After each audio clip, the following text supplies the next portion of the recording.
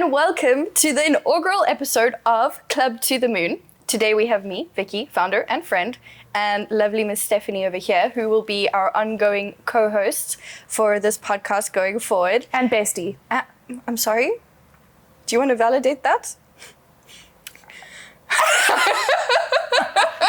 Anyways, but I have brought Steph. It's on my LinkedIn. It probably will be. This is her new trajectory in life, linked influencer. But I brought Steph along with me to do this podcast because I think she really, embodies what it really means to be a woman of To the Moon. But more than that, she has a very incredible way of expressing things that matter in this world. Allegedly. It's true. And I can say this from personal experience. So when we come across something as important as the movement that we're pursuing with To the Moon, there was no better fit. The person who I know how to communicate with almost subconsciously at this point, someone who regulates... Telepathically. Absolutely. Someone who regulates my nervous system, which is 100% one of the goals of all of us women in this world. You're just using me. I'm using you too. Absolutely. But she's just here to soundboard, to help entertain the conversation and to bring her beautiful, unique perspective to things that has changed my life. And I hope that it will do something similar for other women. Did you just bring me here to gas me up? That's crazy. That's how Absolutely I feel about you. Yeah. When is it my turn? No, I'll do it at the end. I'll get there. We'll get there. Oh, is it part of the questions? Absolutely. Like, why am I amazing? Tell me, please. 5 points with elaboration. Five marks per point. Can I get a whiteboard? You may. Okay. Only if you do it in a mind map format. Fuck. Okay. Anyways, so what is Club to the Moon? So what we are is we are a knowledge brokerage and we're trying to cultivate body literacy. And what I mean by that is having a greater understanding of our own bodies and the way that they communicate with us so that we can take greater charge of our health. And the reason that I fell into this space or decided that this is something that is so greatly important, 2 things. I had massive health things. So there was an internal urgency. And then when I started to do a little bit of discovery around that, I discovered that there was this crazy ass gap in medical research for clinical trials around medical research for women's bodies. And our bodies are incredible and crafted so differently from men's. And yet, there is so little research done on them for 3 major reasons that I won't get into too deeply, but it has a lot to do with the complexity of our bodies, which I think what innately makes them beautiful. And then also us being non-objective beings, which I disagree with, but whatever, we get past it. As a result, we're systemically underrepresented. Represented. It's your podcast. You can make up words. Thank you so much. I will change language as well. That's the plan. Yes, that comes in later episodes. Yeah, we'll touch on that. Stay tuned. Me too. Anyways, so that's kind of where it was founded. Vicki was fighting with her health. She discovered that there were some gaps. That's maybe why she felt at war with her health. And then she decided to take some ownership of that health and learn body literacy. Through the methodology for me was cycle syncing. For other women, it'll be different things. But the fundamental principles stay the same. And that is that when you listen to your body, she's communicating with you with like deep internal wisdom, evolutionarily gained. And we should not tune that out. And it has been numbed out. And that's kind of where To the Moon started. And I think that this is an incredibly important thing for us to realize for our self-trust, our self-compassion. But also as a community to catalyst and like stimulate change, I suppose, in women's wellness, all the way from the way we generate knowledge around women's wellness down to the way we distribute resources and allow access to resources, both informational and practical, like, you know, talking about like period poverty, et cetera, et cetera. So that is the love language to which I arrive. It's crazy that I've heard you say this so many different times over the last like year, and I never get tired of hearing it. I'm always like, yeah, that's brilliant. Amazing. So how if I explain all of that to you, I think a difficult thing is like summing it up. So in like, how would you elevate a... I think my elevator pitch, I also like to call it my mom pitch. Okay. Like I'm in the kitchen with my mom and she's cooking. Yeah. And she's only half listening and she also doesn't use social media and I have to explain something to her. I think I would really say that this is a revolution towards reclaiming our own health. And towards rebuilding women's community spaces. Yeah. In a way that is really radically, socially, but also medically. I will just keep talking once the elevator opens and closes if you let me. So I know, and this is why you're here. I think my question then to you is, I know why, but I want to ask you, why do you think if we put health in the center of that community, it's something that will create that space and that home for community to be like built around? There's so much. I could write a whole essay about this. I think there are a couple different, threads that are part of my thinking around this. One of them is that fundamentally women's exclusion from all spaces that we've historically been excluded from has been so directly linked to our physical bodies and the ways in which we are different. And I know that sounds like a really obvious take, but even when you particularly look at the history of medicine, the fact that the kind of one of the fathers of medicine named, the uterus in Greek hystera, and came up with the idea of the wandering womb, which was like whatever health problem you had as a woman would be attributed to your womb being crazy. And that became hysteria. And I think that the modern day equivalent of that is anxiety. Anxiety is real. But I just mean you go into a doctor's office and they're like, you're anxious. That's what's wrong with you, even though you have like a very serious medical problem. It's a nice scapegoat instead of actually putting any effort or... And it's a part of the legacy of, medical sexism. And, so there's that angle, which is that, a core part of how women have been damaged by, sexism and misogyny is a health, like through the medical industry itself. And before it was even an industry, when medicine was emerging as a thing that human beings were even thinking about from the beginning, the people who were creating those knowledge pathways were excluding us. And that legacy is huge. And so, I think that's why, for example, if you care about women, you need to approach health and medicine. Absolutely. You have to, because it's one of the core pillars through which we have been damaged kind of over time. So it's both the input and the results. Yeah. And then I think also there's this other angle, which is less, like historical and intellectual and a lot more about social, spiritual, psychological needs, which is that, there are all those studies about how loneliness and social disconnect is one of the leading things that leads to aging and illness and, how soon you die.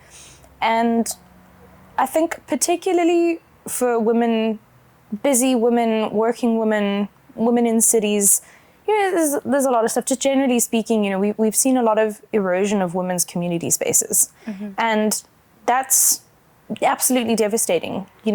And health is it is such an important and beautiful way for women to connect.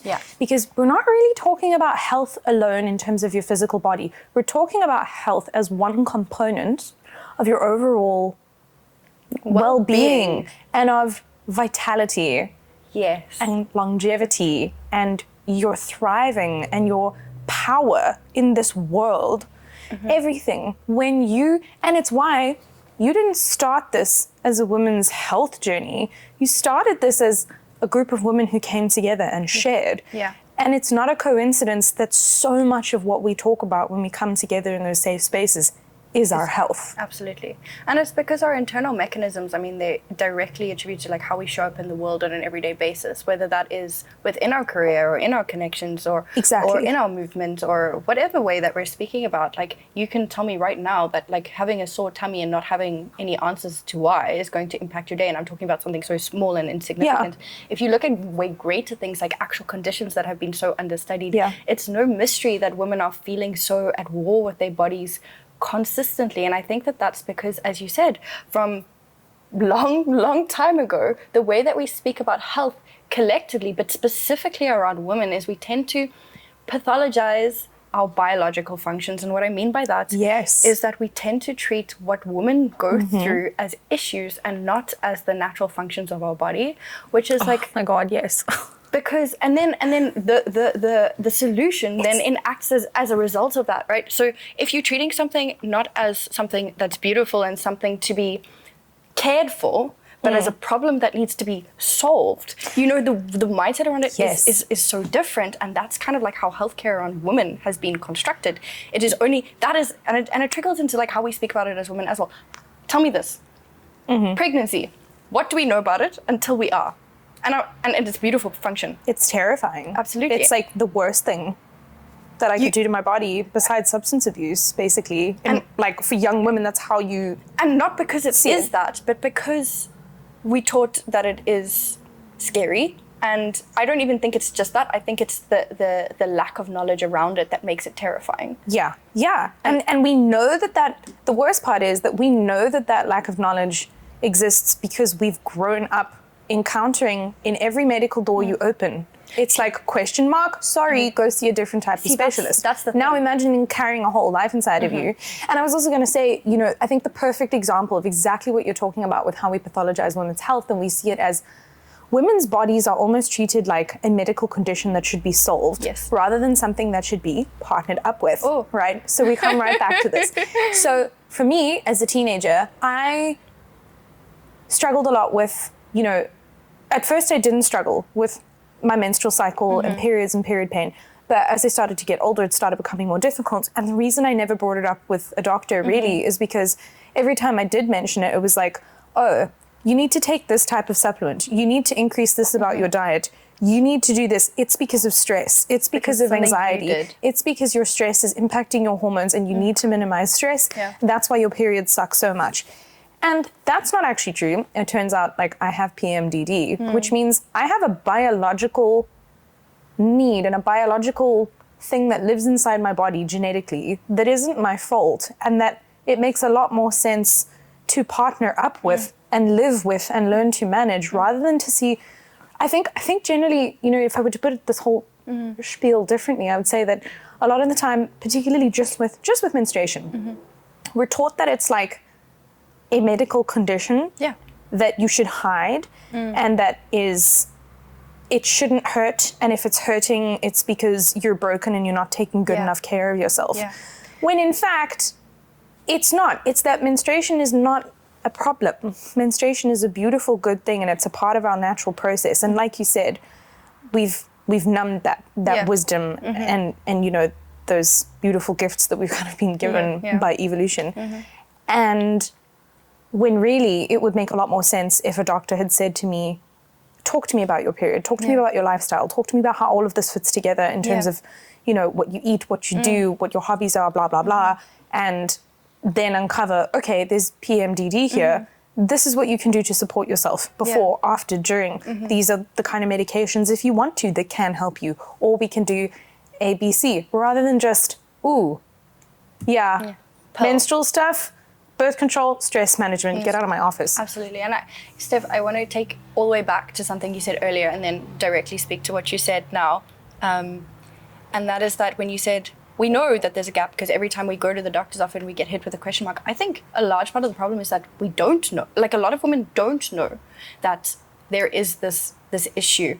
And therefore, like, they are further that this kind of like blame culture around health as well. And then second to that, I wanted to say is that is why developing or creating a space to cultivate body literacy is so important, because when you now go to the doctor, you go in as an informed patient. That makes all the difference, right? And you're going to have doctors that are going to tell you that's the worst thing you can do. That's okay. Find a different doctor. And I'm not saying go in there and self-diagnose on WebMD. I'm saying take notice of what your body is up to. As a result of certain things, and you'll know what I'm talking about, even if I'm being quite ambiguous in what I'm saying right now, because then when you go to a doctor and they try and give you that cookie cutter kind of approach, you can be like, absolutely not. These are the things I've noted. These are my symptoms. And a lot of the time, maybe they still give you the same response, but at least you are taking a greater charge of your own wellness, and that transforms your relationship with the way in which you treat your health, not your health, the way you treat and it helps you. Like, I feel like the two sides of the coin are either you're sitting in this blame culture and helplessness, or you're feeling empowered and agentive, like you have agency and you are advocating for yourself. And guess what helps you do that? Community with other women. Like, exactly, you know, this idea of, and I think for you and me, our friendship has been a huge catalyst in so many ways because it was, you know, and I've had this with all of my female friendships, but, you know, for example, ours as well, coming together and being like, oh man, my stomach always hurts and I never know why. Oh, well, I guess it's just anxiety and stress. And having another person say, wait, I have that too. Have you been to a doctor? Have you asked them? Yeah, they always say this. It's like, that's what they say to me too, but I tried that and it didn't help. Wait a minute, you know, what about this? And it's like, I have made such strides in my health just by having you that I can WhatsApp and be like, hey, what you think? I had this symptom today. I'm just letting you know because in 3 weeks we're going to see if it's still around. Yeah. And I'm going to try some stuff. This, like visual journals. I mean, digital journals. And just the ability to have that conversation with someone else. Absolutely. It's to take what you're feeling and externalize it into space to get feedback on, to like understand whether or not like you're isolated in that. Because I think that's important, because when you're isolated and you're consistently taught like, I deal with this on my own, then it deepens into that narrative that we're speaking about. And it also keeps you away from solving the problem. It keeps you away from knowledge, and that's where the knowledge brokerage comes in. And that's what we want to be up to with that, is like bringing people into space who may have shared similar experiences and who may have found a solution. Yes. Yeah. That's absolutely it, because like how are we supposed to be operating in this world on our own? Just like, no, I just don't think humans are built that way. I think the reason that we have come as far as we have is because we've been able to be like, he did that thing and that went that way. Okay, now I make change. You know what else is so insane? I think I sent you this. That I can't remember if it was a study or what it was, but it was about how human women, like female humans who give birth, are actually biologically kind of bad at giving birth, like surviving birth and the baby surviving. We're the only like species that helps one another give birth. Like, so evolutionary, we shouldn't. And what that means is the reason why human society, like human civilization, the human species survives is because women come together to support each other and hold each other and be in community and help each other through childbirth and through pregnancy and through parenting and, you know, recovering from the birth and taking care of the baby.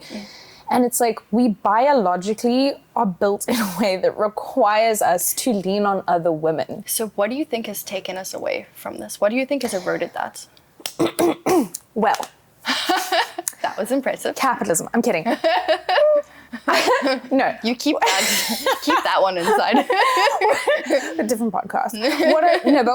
But on the real, I think we live in a time where increasingly women are entering the workplace. Women are competing for the exact same roles as men in a lot of ways. And what that also became is feeling as though our lifestyle needed to be the same as a man. Yeah. And it stems into this, there's so many like angles you can approach it from, of like the male human being the standard, being the format, being the default, being the reference point. And women, even in medical research, being like, ooh, weird, complicated, don't do that. Just take painkillers and like don't complain about this and just show up to the meeting anyway. Be a man, man up. Yeah. Just don't be whatever that is. And if you are going to be like that in front of me, I don't want to hear about it, you know?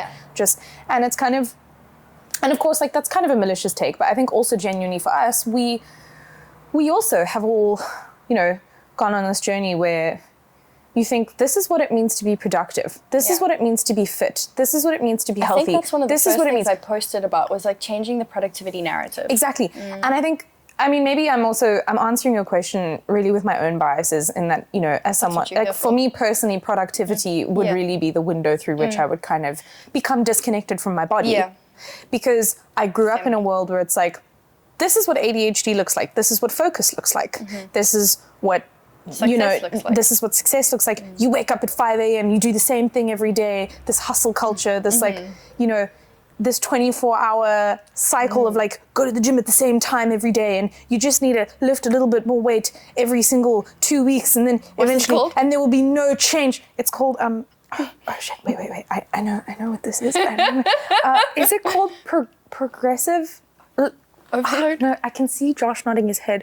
Progressive overload? Yeah, you got it. Anyways. I was so stressed. Steph has just started gym. I've just started gym. Vicky's my coach and my doctor. I'm not a doctor. She's not a doctor. She's my doctor because she has a doctorate in Stephanie. Exactly. Let's be clear. There. And I've only been. I keep pointing my finger with the broken nail. It's over. It's done. It's okay. But you're right. And I also tend to see it through a productivity lens, and I think it's because of that's how success is measured, but also because of like how that's how a lot of people like attribute value, and we're all chasing that in some way or another. Yeah. But I wanted to say, because that's what I fundamentally changed within my life that made me start talking, right? Yeah. Was my productivity narrative. And that's when I started to deepen into like my reproductive cycle and what the 28 days means. And instead of functioning on like the 24-hour diurnal rhythm that we've kind of been programmed into. Diurnal. And there's nothing wrong with that. There's nothing wrong with the situation. I'm not even like fighting anyone. I just want to be like, let me tell you a thing. Because it's changed the way that I exist in my world. Yeah.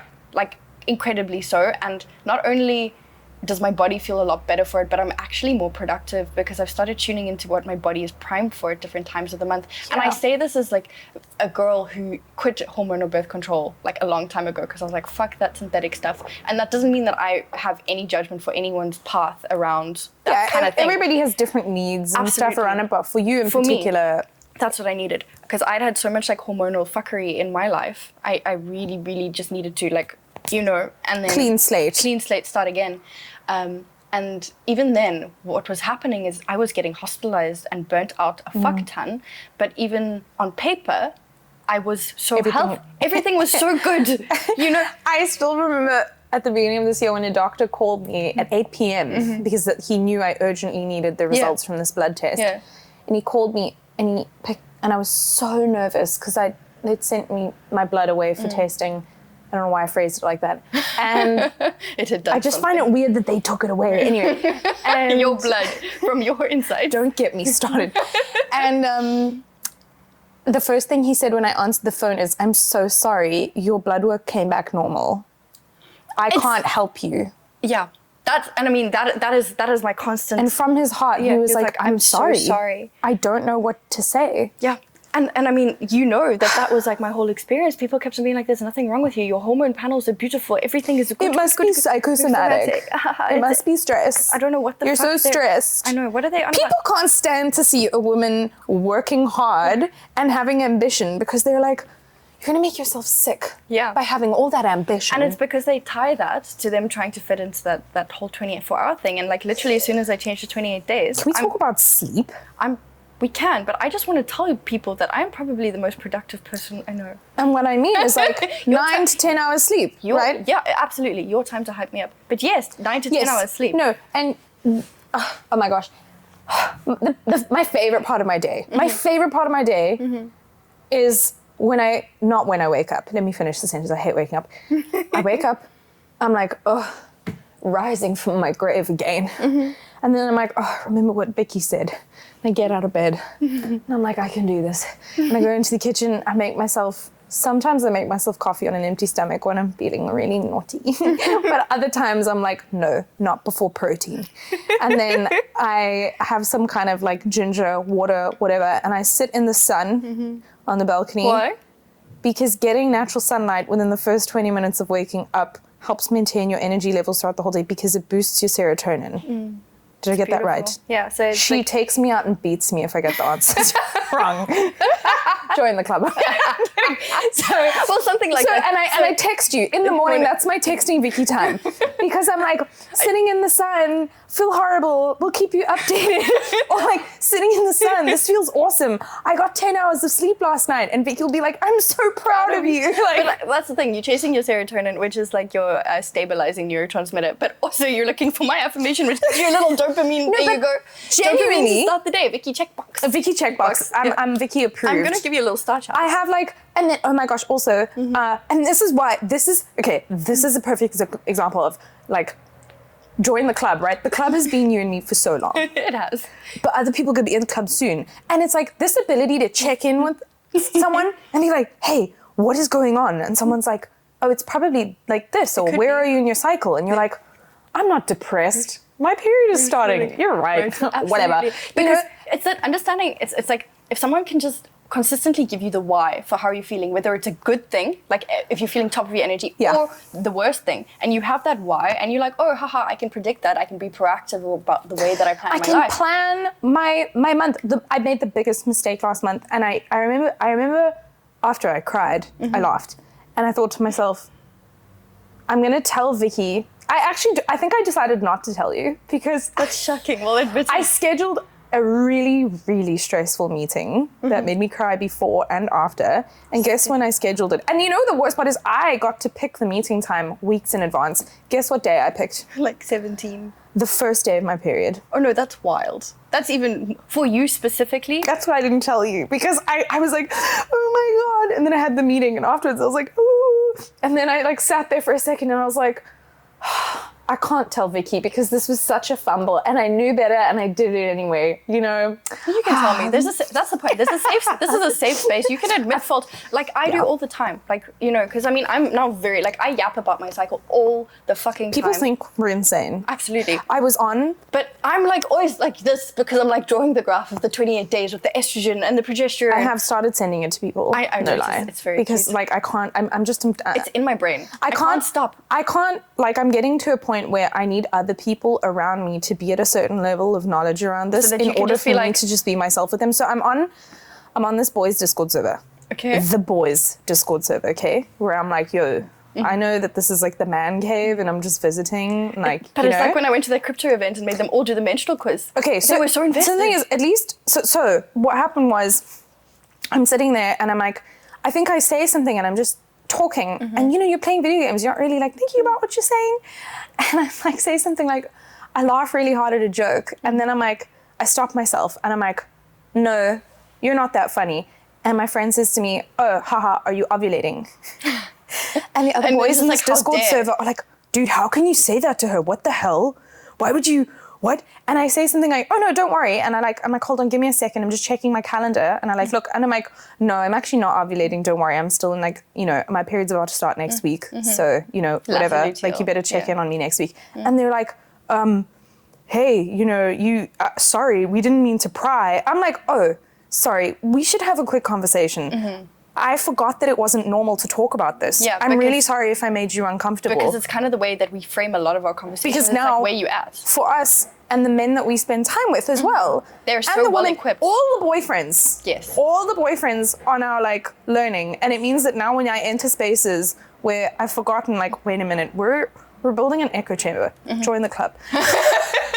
Join the echo chamber. I'm kidding. It's not a chamber. That's how you stay safe in society. I'll say that one time. That's the only time I say. So I think again, like, it's made it so normal for us. And I think about how there's so many things, my migraines, right? I look back on before you went on this journey and like just like grabbed me and took me with you, you know. And here you are. You did. You're like, get in the Uber. Where are we going? Doing a podcast. What? And like, I think about how differently I handled things before, from my anxiety disorder to PMDD to my migraine issue, which is like a huge complicated problem for me. My kind of weird blood sugar issue, which links up with my migraine issue. These things that have debilitated me my whole life since I was pretty much a teenager. And that I think that another thing I also wanted to touch on is the emotional support element. I remember one day when one of our friends texted me and just sent me this like heartbreaking string of messages about going to a doctor and turning up absolutely no results about her stomach problems and saying, I think I'm gonna have to go for a colonoscopy, I think I'm gonna have to go for a gastroscopy. I'm so tired, I'm so broken, I'm so scared, I can't stop thinking I have cancer. None of these specialists are giving me answers. I feel like I'm gonna go spend money on this and there's still gonna be no answers and I just don't know what to do. Medical debt. And I remember just saying to her, you know what? I don't have a solution for you today and I don't have the answer for you, but I want you to know that you're not alone and that I hear you and that I'm with you and that you're not gonna go through this alone. Yeah. And whatever happens, we got you. What I can tell you is you got besties. Yeah. We love you so much. And she just said, you know what? That's enough for me, actually. And when I think about when I used to have health traumas, actually, you know, it did feel cripplingly alone, because the only person I would speak to about it was my doctor, you know, my boyfriend, maybe one close friend, and you never really open up to other people about, you know, these things that you're thinking about in your health. They're constantly on your mind. That are actually constantly there. And I think it doesn't have to be an anxious, constant stream of like, my health, my tummy hurts, my head hurts. It's not like that. It's just making it normal to celebrate the highs and the lows, to say, good morning, Vicki. I'm having an awesome day. Yes. I got 10 hours of sleep. I'm sitting in the sun. I can feel my brain waking up. Got serotonin, like, pew, pew, you know? Absolutely. Like, that's also awesome. Yes. You know? To normalize like both sides of that. Absolutely. And to have the peer support as like genuine friendships. And that to be something you bond over with other women. And that's something we're so like fundamentally and innately good at. And I'll say that a million times over because it's absolutely true. We're built to take care of each other We are. and not be alone. I agree. And the fact that we've been siloed around it is probably one of the most detrimental things that has happened to our society. And like, so for me, this like community is like, it's a response to the imbalance in the medical gap. It's needed for women to come together in community. Obviously, I'm not going to explain the obviousness of that, but I think it does something a little bit greater than that, right? I think that when we come together, and this is going to sound so like whatever, but we as a collective, there is so much power in like a bigger voice. Yeah. And I think that when we come together and start addressing this and we start actually speaking to it and creating greater awareness around it for every woman, and every woman's like, hey, what the fuck? That's not right. Like, I should absolutely be equally represented. I deserve better. We want health. We deserve health. Like, not to be like a little, but then I think that makes a difference, right? And that's kind of the mission that I'm on outside of creating the community, is taking this voice and bringing it to the people who are in charge of like innovating around medical research. And that's what I want to show the demand. You know, like when you have an investor pitch and you have to be like, show me the demand. Women want health. And I'm going to be like, look at this community. They desperately, look at how they like. We will give you our money. We will. We've been doing it for ages for no solution. For no good reason. Imagine if you had answers. And I think what I also love about this kind of, you know, mental image of like, there's kind of the community. And then there's also the upward or the forward, you know, which is like this change in the medical industry in terms of you kind of also utilizing this to say like, hey, you know, women want to deserve health, make changes at the top of the system, medically speaking. And then I also think there's this other element, which is actually giving back to communities. Of course. And again, like, I think I still remember when we've had like in-person meetings with the girls, with Girl Club. And, you know, that feeling where I don't know if you know that feeling when you wake up in the morning and it sucks. Sometimes. So remember when I moved with you and I was like, what time are we waking up tomorrow? And you were like, oh, you know, normal time. And I was like, what do you mean by normal time? Because it's not the same. And you were like, oh, like 5 o'clock. And I was like, that's cool. I can totally do that. And so I wake up in the morning before these engagements. It isn't an engagement. It's a going to Girl Club. And I would wake up in the morning and I'd be like, oh, I just want to stay in bed. I just want to stay home. I'm tired. I don't want to go socialize and like, see people. Got to put on pants, lace up my shoes. Ugh. But then you're like, and it's because it's like, I'm tired. I've worked all week. I have so much on my mind. My tummy hurts or my head hurts at all times. One of them, both. I just, you know, I'm struggling. I have all these like other social problems going on, whatever. And then you go to Girl Club and you leave Girl Club. Feeling energized. Feeling like, I actually have like so much to give. I have so much power because I'm not actually sitting with all of these stresses and these worries myself. Yeah. We're all in this boat together. Yeah. And what that means is when someone says to you, hey, do you have time to go and volunteer with this foundation? You're like, whoa, man, I got a lot on my plate. I don't even have anything valuable to offer you. Like, I don't even know things. But then when you're in Girl Club, suddenly it's like, oh my gosh, we know stuff. We have connections. We have skills. We have perspectives. We have a network of resources. And suddenly you're like, I'm a part of something.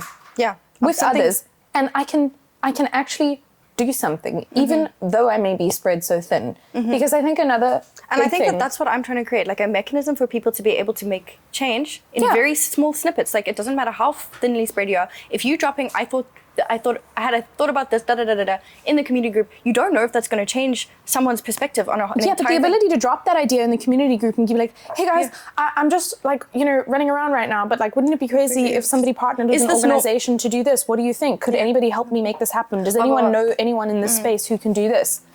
The networking element of this, and Vicki, I actually wanted to say something that I think that you don't recognize enough about this is that it sucks to be a busy, ambitious, hardworking, independent woman in your 20s and 30s, living away from your family in the city, pursuing it. It's hard work. And it's lonely. It's hardcore. It's so lonely. And it's not soft. And this, like everything that you do unknowingly is so beautifully, it's so easy for really spread thin, burned out, tired young women. Because she was me. And I think it's so awesome because that is me too. Yeah. And so many, oh my gosh, can we just talk about 75 hard? We are running out of time, so next time, but yes. How could you tell me that? I'm so sorry. But I'm going to complain about it after the camera's off. You can, or on her Instagram stories, or even her WhatsApp stories from time to time. Or those are premium. You got to have my number to see my WhatsApp stories. That's where the real tea. Don't check her on TikTok or the news. No, but it's stupid. Like it's that, and it's the fact that like I created a home out of needing a home for myself. So do you know finding a home in other women is something I never thought would happen to me. And if I had heard myself speaking now, like a few years ago, I'd be like, you're probably getting paid to say that. No, because in society we absolutely are it's taught crazy. that the other women are the competition, and it's like wow. It's like the other day when I was like, can I do my nails like you? And you were like, I would be, yes, of course we can have matching nails. Fuck yes, let's like be matchy, cute. And I love that so much that we've got into a space where we're not each other's competition, we are a combination and like a powerful force together. But I really wanted to touch on this before we end because I think the element of community, if it's not driven home by this point, But even if you do not give a fuck about... You can't drive anything home. We don't have licenses. We don't. But everyone ignore that and how it affects their view of us. But even if you don't give a fuck about community, even if you don't give a fuck about making impact, I think on a personal level, the self-trust element that you receive in this space is incredibly important because what I'm trying to teach you through body literacy is that your body is working with you consistently. And of course we have conditions. So yes, if before anyone calls me out on that, but for the most part, she's not against you. She's not fighting with you. In your luteal phase, it's not because she's like, I want you to have a fucking awful time. Yeah. It's because your body wants to keep you safe. Your body is primed to do exactly what it's supposed to do, which is keep you alive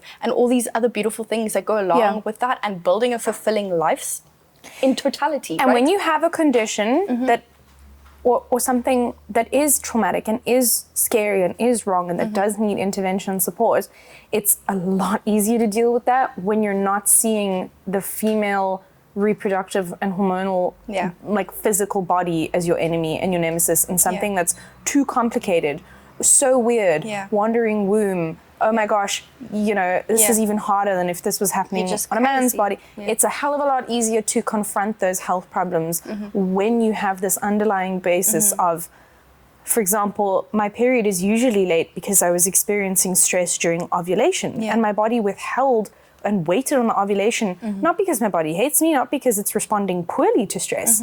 It's responding to stress beautifully because it's saying, you're unsafe, then you're not going to get pregnant because I don't want you to die. Exactly. That's awesome. Exactly. She got my back. She's protecting you most of the time. I don't know what my stomach wants, but that's the next problem. We work on that with this whole... I'm going to choose to believe my stomach's protecting me. We just need to do a little bit of greater research, right? But I think that's the thing, understanding that my body's working with me. It hasn't even just been a health thing. That's why I talk about women's wellness because people have... I think you can speak to this because you spend a lot of time as my soundboard I have changed fundamentally as a person since I got this understanding that my body's working in my favor. I show up differently in a room. I show up with a greater sense of confidence because of that. Because I'm like, I always feel like woof and like when I say that, because it's so true. Since I was like, hey, again, it's power, right? It's like we're a team. We're not opposing forces. We're coming together to work like this. Me and my body, my mind and my body, however you want to philosophize it. We're working together, and like now, my confidence and my energy, like it permeates, you know? And again, it's like this thing of moving from a place of shame and helplessness to moving to a place of power and connection. Yeah, because I went from literally being like, not to be so wild, but like suicidal ideation because I thought I was too broken to be fixed, because I was doing my absolute fucking best to be healthy. Girl, and we all been there. And it was never working out. To just being like, hey, what happens when my body signals something to me, good or bad? I take a step back, I reflect on it, be like, that's fascinating. I wonder why. Do some digging around that, discover the actual cause, and then react accordingly. It's like a simple communication mechanism that I've just instituted with myself around my health. That's body literacy for me. And I've just really taken on cycle syncing. And as I said, that's only valid to some people, but the fundamentals stay the same. Learning that in the community is like the most beautiful thing that I think we created. Can I get a branded t-shirt that just says, I'm a heuristic? You can, and then we can explain it to people through heuristic. No. I want to get branded. There will be no explanations. Man, and that's not ironic at all.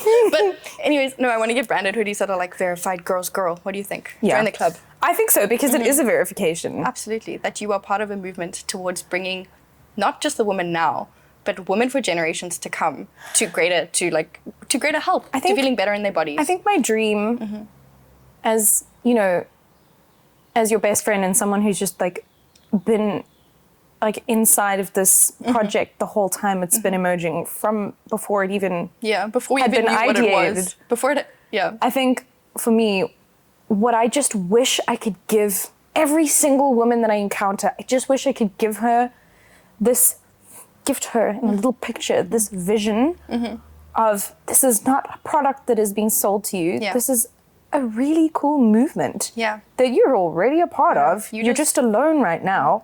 Not alone, but you're already forging this path for yourself as a woman, you know, saying, how can I take, you know, control, and how can I learn to love my body, and how can I connect with other women, and how can I make safe spaces for myself in my life? And it's like, we want to help you. For you. We want to do this with you. I'll create the space. You just come along. I give you the invites. I host. And again, because busy girls don't have time. Yeah. Right? That's why we have an app.